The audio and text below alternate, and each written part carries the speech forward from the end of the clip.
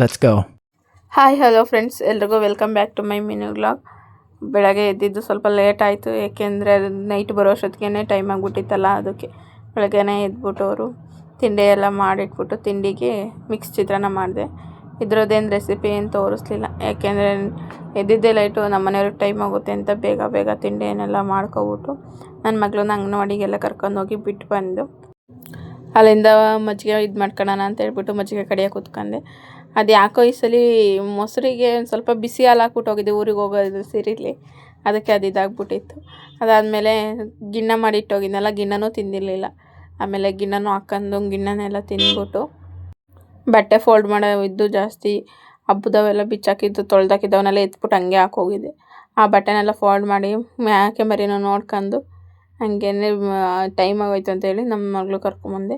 ಚಿನ್ನಮ್ಮನ ಕರ್ಕೊಂಬಂದ್ಮೇಲೆ ಅವಳು bread butter ಬೇಕು ಅಂತ ಅಂದು ಅವಳು ಬರ್ಗರ್ ಥರ ಮಾಡಿಕೊಡು ಅಂದು. ಬರ್ಗರ್ ಥರ ಮಾಡೋಕ್ಕೆ ಚೀಸ್ ಇಲ್ಲ ಅಂದೆ. ಬಟರು ಬ್ರೆಡ್ನೇ ಕೊಡಮ್ಮ ಅಂತ ಅಂದು. ಆಮೇಲೆ ಆ ಬಟರ್ ಹಾಕ್ಬಿಟ್ಟು ಬ್ರೆಡ್ಗೆ ಸ್ವಲ್ಪ ಲೈಟಾಗಿ ಬಿಸಿ ಮಾಡ್ಕೊಂಡೆ. ಆಮೇಲೆ ಅವಳು ನೋಡ್ತೀನಿ ಅಂತ ಅಂತಿದ್ಲು. ಅವಳನ್ನ ತೋರಿಸೋ ಅಷ್ಟೊತ್ತಿಗೆ ಬ್ರೆಡ್ಡೇ ಸಿದ್ದೋಗ್ಬಿಟ್ಟಿತ್ತು. ಯಾಕೆಂದರೆ ಬರೀ ಬಟರ್ ಹಾಕ್ಕೊಟ್ರೆ ತಿನ್ನೋಕ್ಕೆ ಚೆನ್ನಾಗಲ್ಲ ಅಂತ ಹೇಳ್ಬಿಟ್ಟು ಆಮೇಲೆ ಸ್ವಲ್ಪನೂ ಬಿಸಿ ಆದಮೇಲೆ ಸಕ್ಕರೆ ಹಾಕ್ಬಿಟ್ಟು ಫೋಲ್ಡ್ ಮಾಡಿ ಅದ್ರ ಮೇಲೆ ಬಟರೆಲ್ಲ ಹಚ್ಚಿದೆ. ಅದರೊಳಗೆ ಅವಳಿಗೆ ಎತ್ಕೊಳ್ಳೋಷ್ಟೊತ್ತಿಗೆ ಬಿಸಿ ಬಿಸಿಗೆ ಸುಟ್ಟೇ ಹೋಗ್ತಿತ್ತು. ಆಮೇಲೆ ಅವಳಿಗೆ ಕೊಟ್ಟು ತಿನ್ನಪ್ಪ ಹೆಂಗಿದೆ ಅಂತೇಳಿ ಕೇಳಿದೆ. ಅಮ್ಮ ಚೆನ್ನಾಗಿತ್ತಮ್ಮ, ಸೂಪರಾಗಿದೆ ಅಂತ ಅಂತಿದ್ಲು.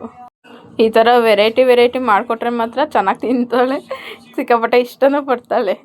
ಅದನ್ನು ಒಂದೂ ತಿನ್ನಲಿಲ್ಲ ಬ್ರೆಡ್ಡು, ಅದೊಂದು ಪೀಸ್ ತಿಂದ್ಬಿಟ್ಟಮ್ಮ ಬೇಡ ಅಂತ ಸುಮ್ಮನಾಗ್ಬಿಟ್ಲು. ಅದಾದಮೇಲೆ ಮಜ್ಜಿಗೆ ಕಡ್ದಿರೋದು ಅರ್ಧ ಇತ್ತಲ್ಲ, ಅದನ್ನು ತಗೊಬಿಟ್ಟು ನಾ ಮಜ್ಜಿಗೆ ಕಡಿತೀನಿ ಕಣಮ್ಮ ಅಂತೇಳಿ ಕೂತ್ಕೊಂಡು ಅವಳು ಒಂದು ಕೈಲಿ ಚಕ್ಲಿ ತಿನ್ಕೊಂಡು ಒಂದು ಕೈಲಿ ಮಜ್ಜಿಗೆ ಕಡಿತಾ ಕೂತಿದ್ಲು.